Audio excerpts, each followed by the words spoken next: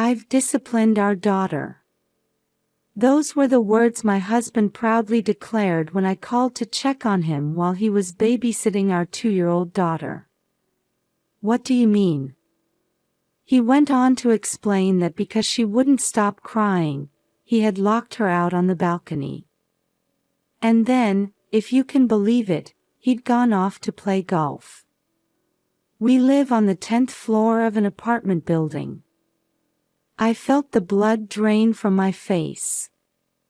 That evening, when my husband returned home, he was in for a hellish surprise.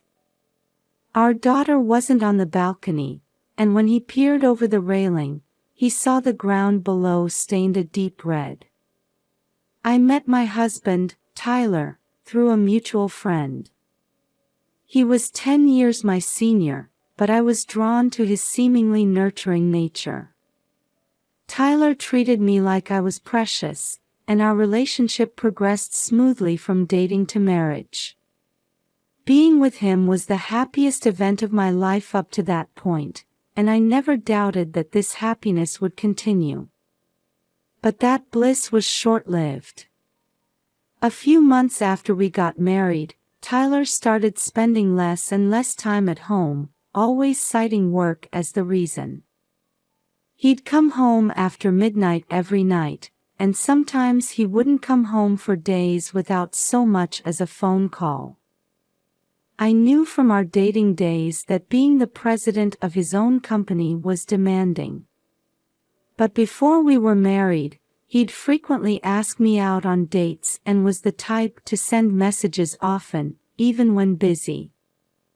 So, I couldn't help but feel the stark difference after our marriage. However, at Tyler's request, I had quit my job as a nurse to become a full-time housewife when we got married. Because of this, I couldn't bring myself to complain to him when he was working so hard. Then, unexpectedly, I found out I was pregnant. The tiny life growing inside me, conceived with the husband I loved so dearly, was incredibly precious. Thoughts of our soon-to-be-born child helped ease my loneliness. Some time passed, and I safely gave birth to our daughter, Olivia. While I was overjoyed with our beautiful baby girl, Tyler's lifestyle remained unchanged. Him not being home due to work had become the norm, and on the rare occasions he was home, he'd either be sleeping in the bedroom or lounging around with his smartphone, never bothering to interact with or care for our daughter. To top it off, he'd leave me and Olivia behind on weekends to go golfing, his favorite hobby. Before we were married, my husband had said he loved children and was looking forward to raising them together, but his behavior now showed no signs of that enthusiasm. My parents lived far away, so I couldn't easily rely on them for help. I was struggling through first-time motherhood all alone. Not only that, but my husband was gradually becoming more domineering. He became particular about housework, our daughter's education, and discipline, demanding that I be the perfect wife and mother. "Is this all you've made for dinner? There's not enough variety." Tyler would complain about the meal I'd prepared when he came home late at night. "I'm sorry, but it's frustrating when you don't tell me what time you'll be home, or even if you're coming home at all. I'm sleep-deprived from Olivia's night crying, so I'd like to go to bed early when I can. Is that any way to talk to the man who's working to support you? Who do you think puts food on the table? You're at home all day, so taking care of the child, the house, and supporting your husband are the least you can do. Got it?" My frustrations with my husband were mounting, but voicing them only led to him yelling and shutting me down. I tried to convince myself that enduring this and maintaining peace in our home was for Olivia's sake. There were days when I felt like I couldn't go on, but seeing my daughter's sweet smile gave me the strength to keep pushing forward. However, an incident occurred that made me fear I might not be able to continue this daily struggle. When Olivia was about 2 years old, I had a routine health checkup where they found something abnormal. When I rushed to the hospital, they told me, "We can't say anything definitive without more detailed tests, so you should have a thorough examination." I made an appointment for the following week. However, the examination would take all day, and I couldn't bring my 2-year-old daughter with me. I tried to arrange temporary childcare or a babysitter, but it was too last minute, and they were all fully booked. My mother was elderly and not in good health, so I couldn't ask her to come all the way to our house to look after Olivia. As I was racking my brain trying to figure out what to do, Tyler surprisingly said, "I guess I'll have to look after our daughter." I was shocked that my husband would offer such a thing, but I had an even bigger worry. Could Tyler really spend even just one day alone with Olivia? He had never once taken care of our daughter before, so I was extremely concerned. However, at that point, there was no other option, so I decided to trust him and leave Olivia in his care. On the day of my examination, I woke up early, wrote down instructions for taking care of our daughter in a way that even my husband could understand, prepared their meals, and made sure everything was perfectly set up. "Taking care of a kid is easy," Tyler said with a yawn, looking completely relaxed. I left for the hospital, feeling uneasy about leaving my daughter behind. Even during the examination, I couldn't stop worrying about Olivia. Did he change her diaper? Did he feed her properly? I was so preoccupied that I couldn't even focus on the fact that I might have a serious illness. When there was a break during the tests, I decided to call my husband to check on things. After several rings, Tyler finally picked up. "Is Olivia okay? Are you managing to take care of her?" "Everything's fine. I've disciplined her good." "What? What do you mean?" I immediately asked, not understanding what he was talking about. I thought I could just let the kid play by herself, but she wouldn't stop crying because of your bad parenting. So I taught her a lesson by locking her out on the balcony. My husband proudly told me this outrageous thing. "What are you thinking? We live on the 10th floor. You're overreacting. This is all because you haven't disciplined her properly." I had so many things I wanted to say to Tyler, but Olivia's safety was the top priority. "Bring Olivia back inside right now." "I can't. I'm out right now. I'm busy. Bye." My husband hung up without a hint of remorse. Hearing his words, I felt the blood drain from my face. I immediately halted the examination and rushed home in a taxi. "Please, let her be safe." When I arrived at our apartment, I opened the door with shaking hands. Stumbling down the hallway, I threw open the balcony window at the back of the living room. What I saw was my daughter in a terrible state. Seeing this, I decided to get revenge on my husband and put a certain plan into action. That evening, Tyler returned home. "Olivia must have learned her lesson by now," he said, carelessly humming as he opened the window. He seemed to be looking for our daughter, frantically glancing left and right. "Why? It can't be." Tyler fearfully leaned over the railing to look down. He then screamed and stumbled backward. My husband was visibly shaking, clearly in shock. Well, I suppose it's time for me to make my appearance. I had been hiding in the kitchen, watching Tyler's reaction. I'm home. Thanks for babysitting. I emerged in front of my husband, acting as if I had just returned. Oh, you're back. It's terrible. Olivia might have fallen from the balcony. What? You mean what you said on the phone earlier was serious?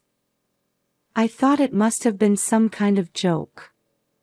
According to him, there was a bright red stain on the ground directly below the balcony. I rushed out to the window to look. Kaya. When I screamed, Tyler broke out in a cold sweat and became even more flustered. It's Olivia's fault for not listening to me at all. That's no excuse. What were you doing all this time? Well, I went out to play golf. Are you kidding me? We need to call an ambulance right away. As I took out my phone from my pocket to dial 911, my husband shouted, "Stop," and snatched the phone away from me. If you do that, it'll cause a huge commotion and everyone will find out. I'll be blamed. It's not my fault. This happened because your discipline is lacking. Figure out what to do yourself. He finally snapped and tried to shift the blame onto me. Even in a situation where our daughter's life could be in danger, he was only thinking about covering for himself. His attitude pushed me to my breaking point. You're truly the worst. I've already saved Olivia long ago. What? You mean you tricked me? The truth is, when I rushed home after that phone call with Tyler, I found our daughter collapsed on the balcony. I scooped her up and rushed her to the hospital. After an examination, Olivia was diagnosed with dehydration and immediately admitted. If I hadn't cut my tests short, I shudder to think what might have happened. I wanted to see how my husband would react, so I had spread ketchup mixed with water on the ground below the balcony to make him think Olivia had fallen. Upon hearing my explanation, his face turned red with anger and he came at me. But I didn't flinch, glaring right back at him. Do you have any right to be angry? You abandoned our daughter to go have fun, didn't you? What do you mean? You went on a golf date with Amanda, didn't you? Wait a minute. How did you? To be honest, I had suspected my husband of cheating ever since shortly after our daughter was born, given how often he was away from home. Then, a certain person contacted me. She introduced herself as Amanda and said she worked at my husband's company.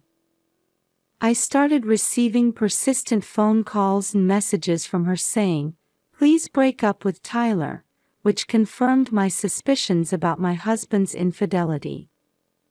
I could have filed for divorce immediately if I wanted to, but our daughter was still very young at the time, so I felt I needed to prepare carefully. During this period, I had been gathering evidence of how terribly he had treated me and how utterly unhelpful he had been with childcare, all to ensure a favorable divorce settlement.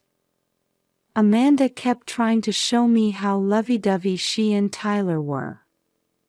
According to her, all those times I thought my husband was away for work were actually dates and trips with her. So, I assumed the errand he went out for after locking our daughter out was just another date with Amanda. Hearing my words, Tyler was clearly flustered, not knowing that Amanda had been in contact with me. I have enough evidence of your affair. Please divorce me. I presented my husband with divorce papers, but he angrily refused, his face turning red. Amanda, is just a fling. It's ridiculous to divorce over something like that. And what about my social standing? I've been supporting you, so you should just shut up and do as I say. Tyler rattled off his one-sided arguments and started coming towards me. You can't seriously think such selfish reasoning will work. Besides, I'm going to report how you treated Olivia this time. I confronted my husband, staring him down. But he just smirked at me, as if mocking my words. Olivia ended up being fine, didn't she? She was just playing on the balcony by herself and felt unwell. That's all there is to it. There's no evidence that I did anything wrong. He declared this with a triumphant expression. Are you serious? Do you really think that after enduring your mistreatment all this time and diligently gathering evidence, I would slip up at the very end? I took something out of my pocket and showed it to my husband. When did you? After taking our daughter to the hospital, I had hidden a voice recorder in my pocket, wanting to get some decisive testimony from my husband. I had recorded everything from the moment he came home until this very instant. I'm planning to take this to the police. What you did to Olivia is a clear crime. Faced with my unwavering, stern attitude, my husband became visibly shaken, sweat beading on his forehead. Please, anything but that. I was wrong. I'm sorry for everything. His attitude changed completely from moments ago, and Tyler uttered words of apology for the first time. He got down on his knees, begging me to forgive him. However, even seeing my husband in such a state didn't shake my resolve. How could I possibly forgive you for putting our precious daughter in danger? You're a failure both as a husband and as a parent. I looked down at Tyler, rejecting him with those words, and left the house to go to the police, leaving him behind. Afterward, my husband was questioned, and based on the evidence I submitted, he was arrested. This incident was covered in local news and on social media, causing his company to lose all credibility and go bankrupt. Both Tyler and Amanda lost their jobs as a result.